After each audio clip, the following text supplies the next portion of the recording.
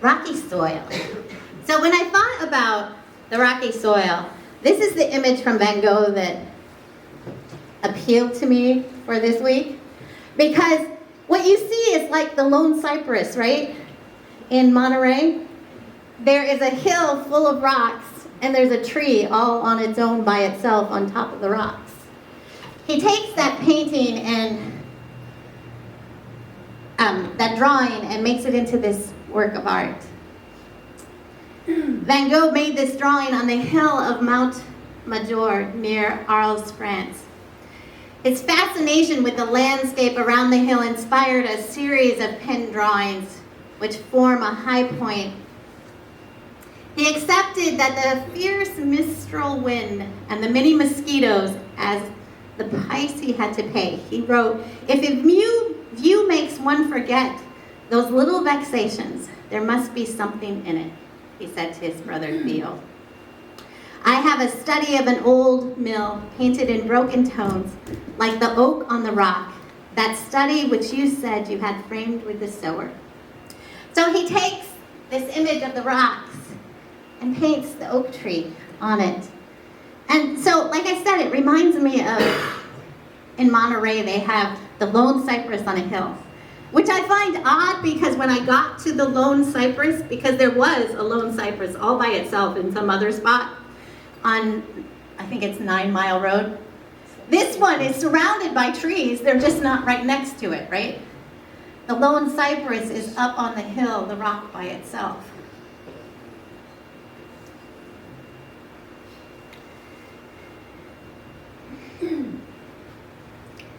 In our study this week, we hear Jesus say, listen, a sower went out to sow, and he sowed the seed on the rocky ground, and it sprang up quickly and then faded away.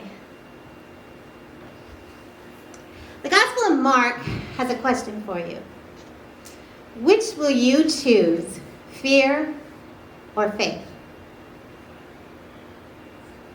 The rocky soil represents those who choose fear. So, who are the people in the Gospel of Mark who choose fear over faith? They start out excited. I don't know if you remember, but a few weeks ago, we saw their excitement immediately. Remember the sermon? Immediately.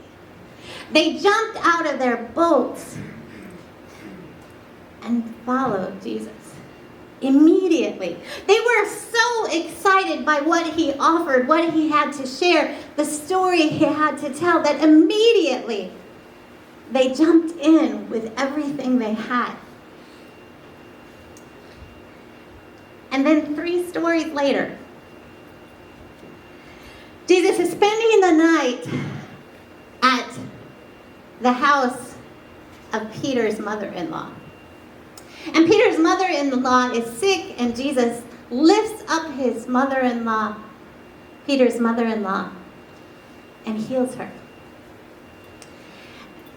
But it's been a busy few days, and the crowds have gathered, having heard what Jesus has done to all those who in need of healing, and they come to him wanting and demanding more. And so in the middle of the night, he goes out to pray. But Peter is anxious.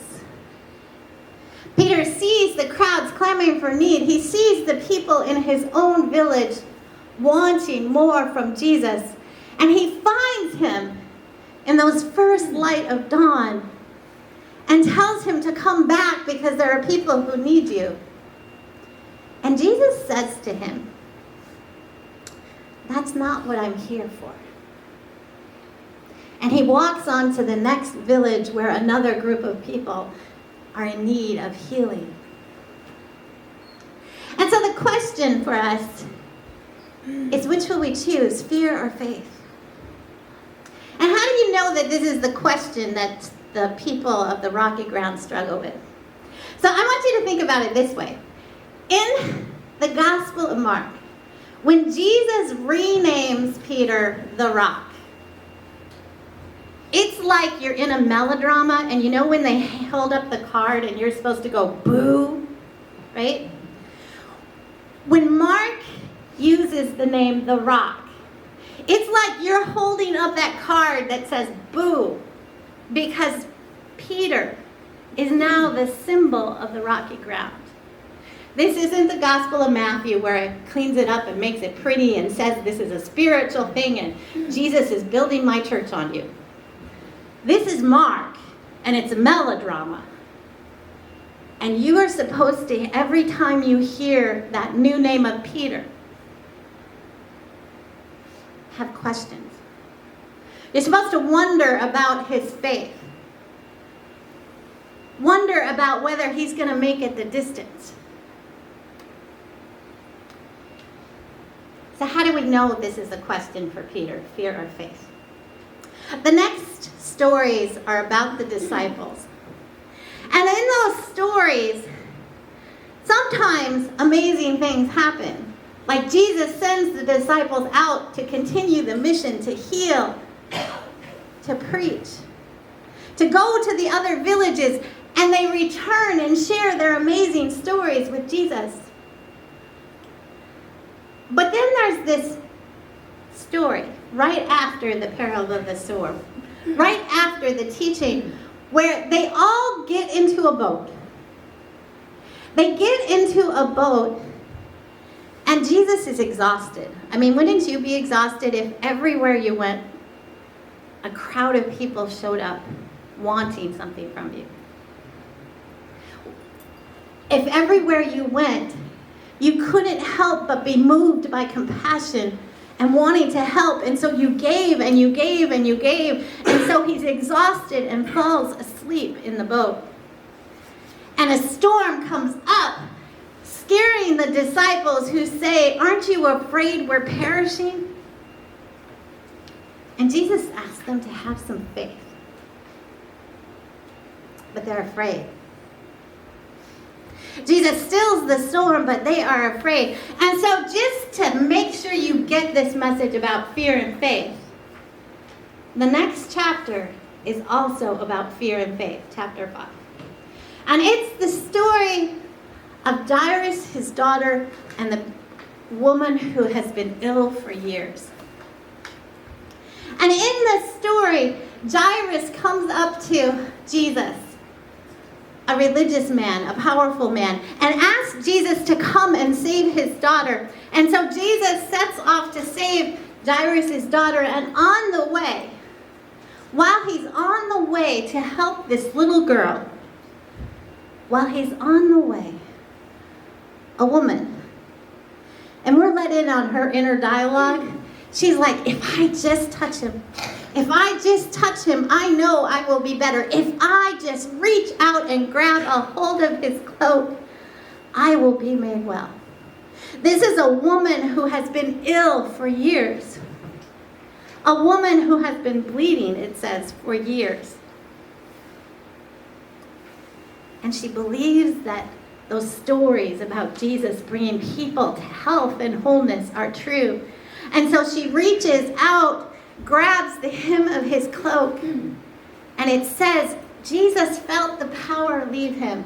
And he turns around and asks, "Who touched me?" And the disciples are like, "What are you talking about? We're in the middle of a crowd. Millions of people have touched you." And he sees her. He sees that even though she was afraid, she had reached out in faith to him. And he says to her, looking on her with compassion, "Your faith has made you well." And at that moment, the people from Jairus' house show up to tell him it's all over. Don't need to bother the teacher.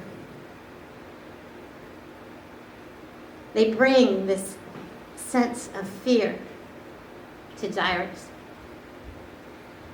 to Jesus and the disciples. And Jesus says,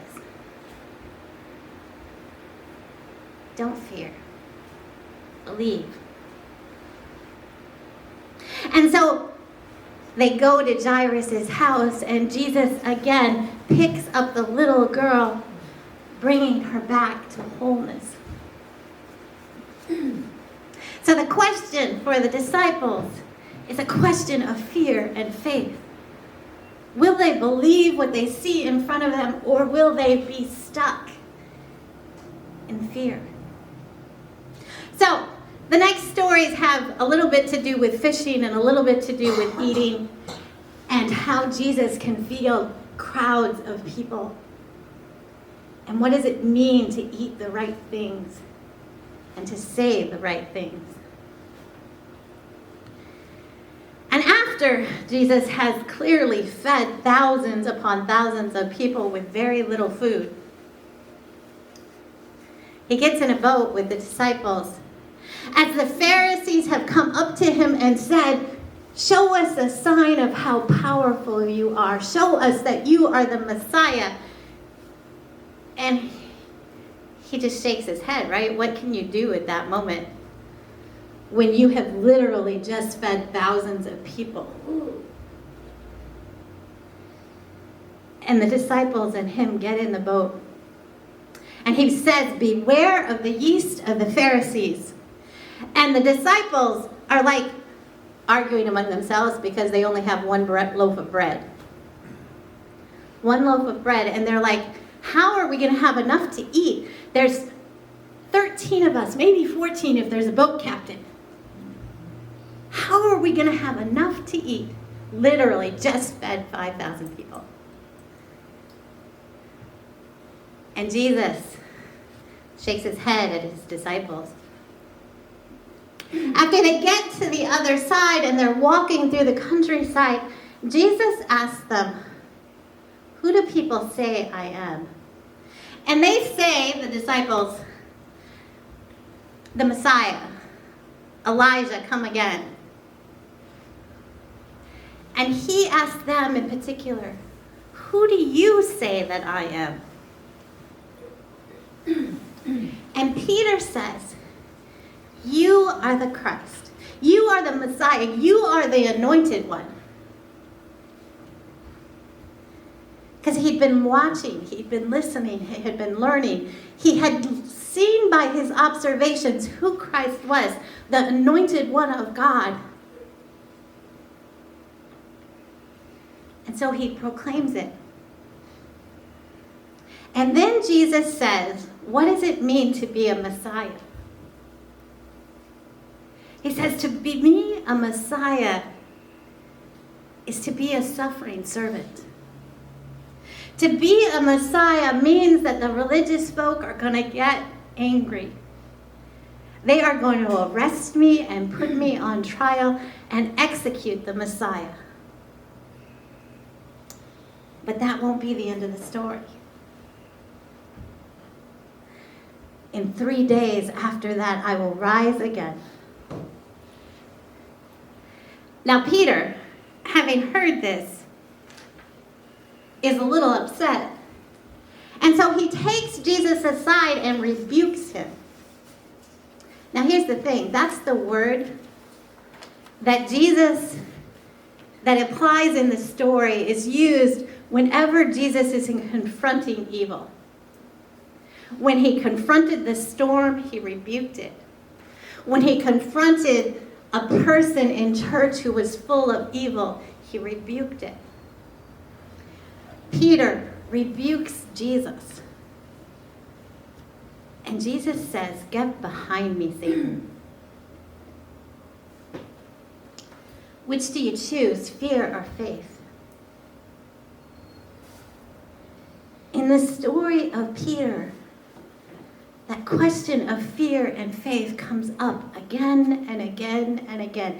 Every time we think that Peter has understood what this story is about, who Jesus is, what the word means, and what the good news is to be shared, he will have a moment of totally not getting it, of forgetting everything he has learned and casting it aside. He forgets. And that's how he's the rocky soil.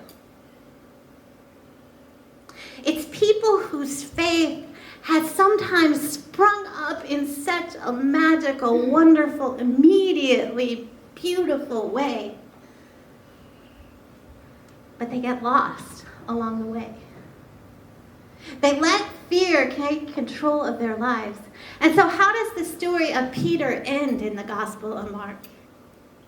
The very last words said of Peter are, he broke down and wept. So why would those words appear in the story with Peter? Because that night in Gethsemane, when they had been out praying with Jesus, they fell asleep, and Jesus kept coming to them and saying, Peter, couldn't you stay awake? And after the third time of this, he says to all of them, you will deny me and betray me and desert me. And Peter swears up and down, I will never do such a thing. I will never deny you. And Jesus says, before the cock crows twice, you will deny me. Jesus is arrested and taken into custody and brought before the religious elders for a trial. And while he is in custody, Peter has continued to follow along, but hanging way in the back. It keeps describing how he's way in the back, like in the upper courtyard. Way in the back. And a servant girl from the night before, who had been there for the first communion, says, aren't you one of Jesus' followers? He's like, no, that wasn't me. And then she says to some other people, look, he's a Galilean. And they say, aren't you one of Jesus' followers? And he again denies that he is a follower of Jesus. And the cock crows. And he sneaks into another part of the courtyard. And in that section, someone again spots him, says, you look like a Galilean. Are you one of his followers? And he says, I do not know him. And the cock crows. And that's when we have the last words about Peter. And he broke down and wept. The rocky soil is meant to answer that question for yourself. Will you choose fear, or will you choose faith? When you are in the midst of fear, will you be like the bent over woman? Will you be like Jairus and choose to believe anyway? Or will you choose to let the fear control you? In this story, we are invited to ask ourselves that question. Will you choose faith? Even when your knees shake, will you choose faith? Even when it's difficult because your faith isn't the same as everyone else's, will you choose faith? When everybody else is saying this story doesn't matter anymore, will you choose faith? I want to share one of my faith spots with you. This is Diana's pool. It's in Connecticut, in Chaplin, near where I lived. And during this time of my life where I was visiting this spot, so see the rock over here on this side? It has a spot where my imprinted from sitting every week was. Because that was the time when my son was first going to his dad's, and if you've ever had to send your child away, it's hard. But it's at that same moment that I'm choosing faith. And so one of the things I was learning how to do was to pray and meditate. And so in this spot, if you can see, so over across the water, like there's a swimming pool way in the back, and I'm in the waterfall area of the river. If you look across, you can see the striated rocks, right? And one time, while I was sitting and praying and meditating. So I would start out with some Thich Nhat Hanh breath exercises and then pray for everything that was on my heart. And one time when I opened my eyes, it must have been spring, the first wildflowers of spring. See where that green tree is growing up out of the rock? There was a purple wildflower growing there. And while I knew that the wildflower couldn't last, in that moment, that flower grew and was beautiful. I could see the sparkling light all around it. And while that flower will fade, and while in the rocky ground, that tree will eventually fall, right? Because it cannot be a tree in that spot growing out sideways from the rock. In those moments, the seed tries to plant its word. But here's the thing about seed. I don't know about you, but do you have a sidewalk around your house that has grass growing up in between it?